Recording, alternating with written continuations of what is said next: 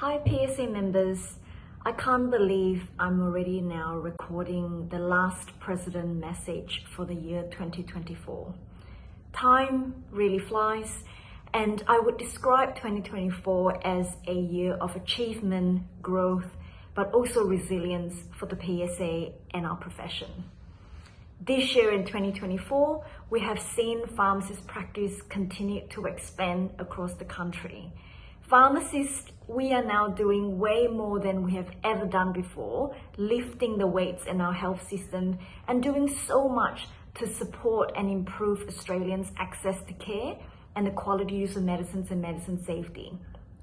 It hasn't been easy, and I know that this journey of change, continuous requirement to upskill ourselves, plus the ongoing pressure on us have all caused a level of anxiety, nervousness, but also at the same time, hopefully a lot of career satisfaction for ourselves, because as a pharmacist, I'm sure you would agree with me that I truly believe the work that we do as a pharmacist is very meaningful. And of course, this year, I really hope that you have felt that PSA has been with you all along, holding your hand as you navigate through your career. There's a lot of challenges that we have in the profession that requires support from professional bodies like the PSA. This year, I'm immensely proud of the work of the PSA team as we have launched Pharmacist in 2030, which is the roadmap, the visionary roadmap for the next 6 years into 2030 for pharmacy profession. But also at the same time, we have formally launched our PSA Foundation and also released the new APF 26 amongst many other ongoing workshops, CPD, and other education and training. Remember that PSA fully understands that whenever there is a change in practice, pharmacists needs to be supported through training and education and practice support, and that is the commitment of the PSA. This year at the PSA, we've also seen, we've got the highest number of members than we have ever had in the history. We've now partners with many projects, including universities, the PHNs, the departments, and so on.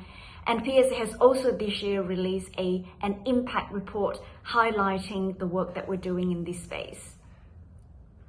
There's a lot of ongoing work, but as I've always said, we are a small profession, but a mighty profession. I really would like to see more unity next year and into the future so that collaboratively we can work together to support this profession that we love.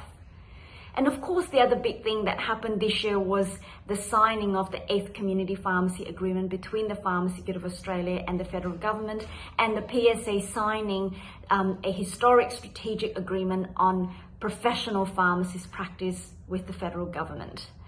Now, this strategic agreement is significant because for the very first time in the history, there is formal recognition of pharmacists as a healthcare professional providing important work, and that's underpinned by strong standards and guidelines.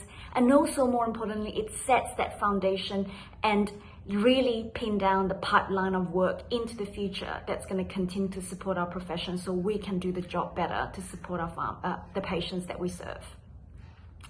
I want to thank you as members of the PSA for your ongoing support, your loyalty, and your belief in the PSA. PSA is the peak body representing pharmacists across all areas of practice. And as I've always said, if you're a member of the profession, you need to be a member of the PSA who continues to advocate for you and your career. I also understand during this festive period, many of us will be working throughout the Christmas and the holiday season. So thank you for those of you who will continue to keep your doors open, continue to provide the clinical services, and continue to supply essential medicines to the communities that you serve. Thank you for your really amazing work. And of course, thank you to the PSA board and the amazing PSA team for their ongoing and tireless work. So take care everyone, and I'll see you in 2025.